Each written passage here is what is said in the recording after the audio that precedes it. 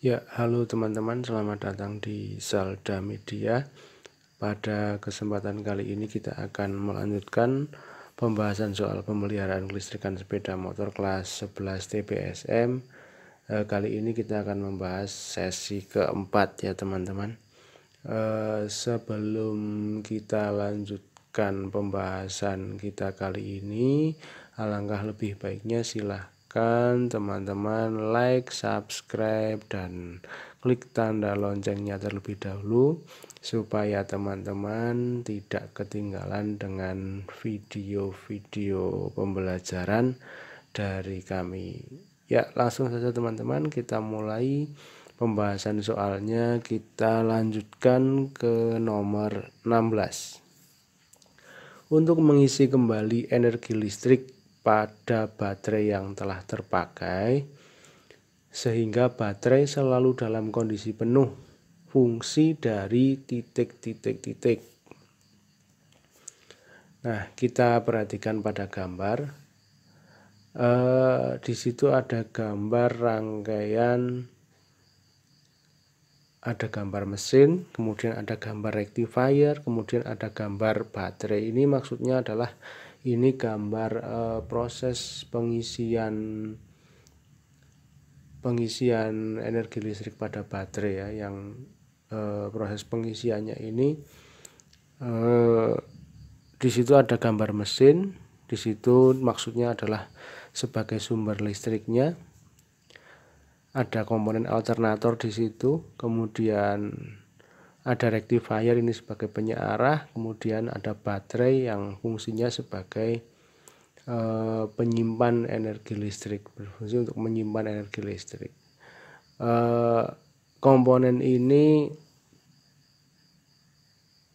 ada gambar mesin, ada gambar rectifier, dan ada gambar baterai. Ini adalah gambar dari sistem pengisian. Nah, untuk nomor 16 ini jawabannya adalah C.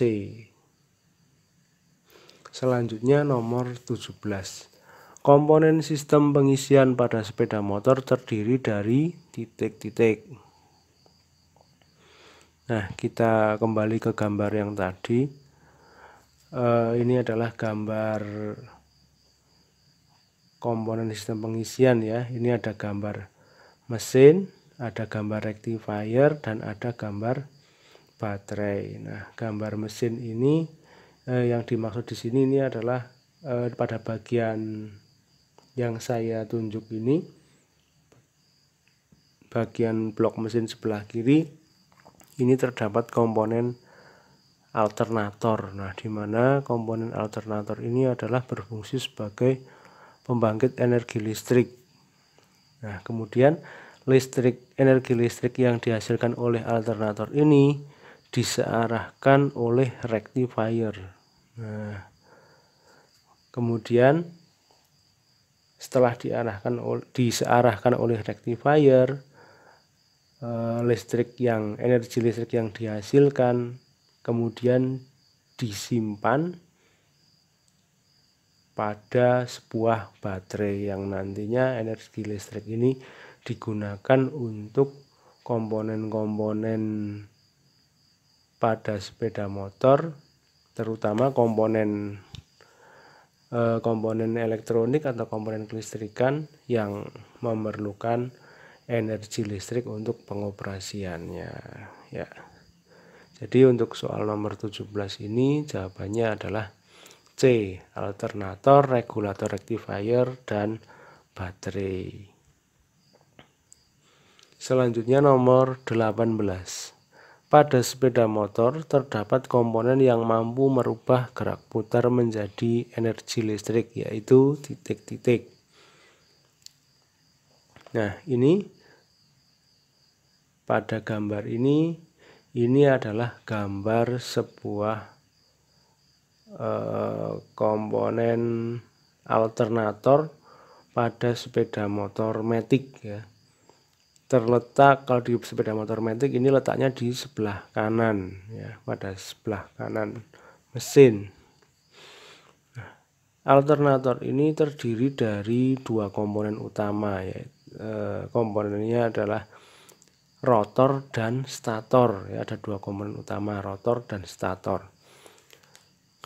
Rotor ini adalah komponen yang bergerak, yang berputar. Ini namanya rotor. Ini yang nampak di gambar ini ya. Ini adalah rotor.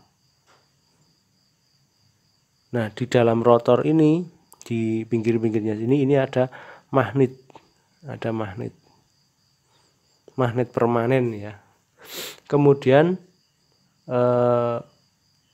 di bagian dalamnya sini, di tengah-tengahnya dalam sini, nempel di blok mesin ya, itu terdapat komponen yang disebut sebagai stator yang tadi saya sampaikan. Stator ini komponen yang diam. Nah, komponen stator ini di dalam sini berupa kumparan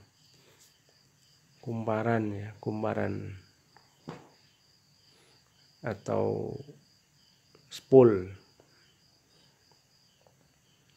Nah, cara kerja alternator ini ketika rotornya ini berputar, ya, magnetnya ini berputar, magnet ini akan menginduksi kumparan atau menginduksi spool yang ada di dalam alternator ini ya. Kemudian kumparan yang terinduksi oleh magnet dia akan menghasilkan energi listrik. Nah, jadi pada soal nomor 18 ini komponen yang mampu merubah gerak putar menjadi energi listrik yaitu apa? Yaitu alternator. Nah, jadi untuk soal nomor 18 ini jawabannya adalah A, alternator. Berikutnya soal nomor 19. Tegangan listrik yang dihasilkan alternator berupa titik-titik. Nah, kembali lagi ke gambar ini. Nah, gambar ini menjawab soal nomor 19 juga. Nah, ini di sini ya, di gambar ini sudah dijelaskan di sini sangat jelas sekali ya. Jadi maksud dari gambar ini adalah listrik yang dihasilkan oleh alternator ini berupa listrik dengan tegangan AC ya, atau tegangan bolak-balik, listrik bolak-balik. Kemudian tegangan listrik bolak-balik ini masuk menuju ke rectifier. Nah, oleh rectifier tegangan tadi disarahkan.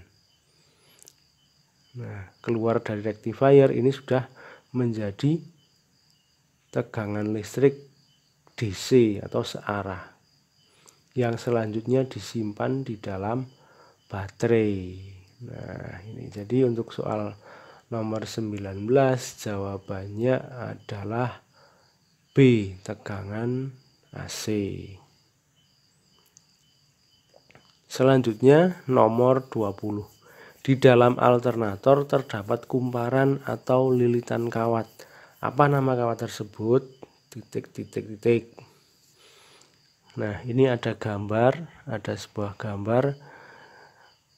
Gambar apa ini? Nah, ini adalah gambar kawat email. Nah, apa itu kawat email? Kawat email merupakan kawat tembaga yang memiliki lapisan isolator dari bahan poliuretan.